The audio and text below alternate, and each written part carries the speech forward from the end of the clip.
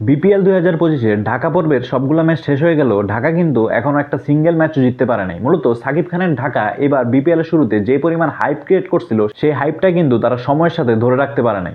শক্তি বিবেচনায় ঢাকা ক্যাপিটালস কিন্তু খুব একটা দুর্বল টিম না, দেশি এবং বিদেশিদের সংমিশ্রণে তাদেরকে খুব একটা ব্যালেন্স টিমই বলা যায়। তাদের টিমে আমাদের দেশিদের মধ্যে যেমন মুস্তাফিজুর রহমান আছে, তেমন আছে লিটন দাস, হাবিবুর রহমান সোহান, সাব্বির রহমানদের মতো এক্সপিরিয়েন্স প্লেয়ার।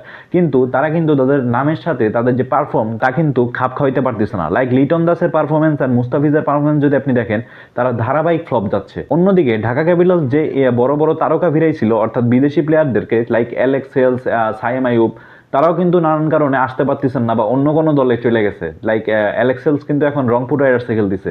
তাছাড়াও জনসল চার্লসের আসার কথা, তিনিও কবে আসেন কোনো ঠিক নাই। অলরেডি ঢাকা পর্বের খেলা শেষ, তাদের 3টা ম্যাচ শেষ। যদিও এক একটা দল 12টা করে ম্যাচ খেলে অ্যান্ড তার মধ্যে মেবি 6টা বা 7টা ম্যাচই জিতলে সেকেন্ড রাউন্ডে তারা যাইতে পারে। মূলত ঢাকা পর্বে ঢাকা ক্যাপিটালসের যে ম্যাচগুলো ছিল, সেই 3টা ম্যাচ যদি আপনি পর্যালোচনা করেন, সেক্ষেত্রে আপনি দেখতে পারবেন ঢাকা ক্যাপিটালসের 3টা ম্যাচেই এমন কিছু প্লেয়ার খেলতেছে যারা কিনা 3টা ম্যাচেই ফ্লপ গেছে। অর্থাৎ তাদের উচিত বর্তমানে সেই যে ফ্লপ প্লেয়ারগুলো আছে তাদেরকে চেঞ্জ করে, যারা এখনো সুযোগ পায়নি লাইক সাব্বির রহমান, হাবিবুর রহমান সোহানদের মতো প্লেয়ারগুলোকে ট্রাই করা। কারণ আপনি একজন ফ্লপ প্লেয়ারকে শুধুমাত্র তার নামের জন্যই যদি টিমে রেখে থাকেন, সেই ক্ষেত্রে কিন্তু সে আপনার জন্য কিছু করতে পারবে না। তো এই ক্ষেত্রে আপনার অন্যদেরকেও সুযোগ দিতে হবে। আশা করি নেক্সট রাউন্ডে আপনি টিমে কিছু পরিবর্তন আনবেন অ্যান্ড আপনার দলে একটা ভালো বলার অ্যাড করার চেষ্টা করবেন। লাইক আমরা যতদূর জানি আপনাদের কিন্তু পাকিস্তানের দাহানি আসার কথা ছিল।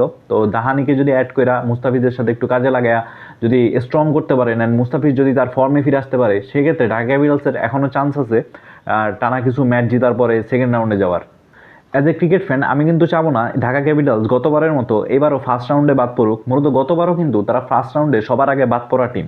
এবার মূলত সাকিব খানের জন্য হইলেও ঢাকা ক্যাপিটালসের কিছুটা ভালো করা উচিত, কারণ কারণ উনি যে পরিমাণ ব্র্যান্ডিং তৈরি করছে ক্রিকেটের জন্য অ্যান্ড বিপিএলে, সেই ক্ষেত্রে কিন্তু তার হাইপটা যদি লাস্ট পর্যন্ত থাকে, সেক্ষেত্রে কিন্তু বিপিএল তার উচ্চতা আরও বৃদ্ধি পাবে।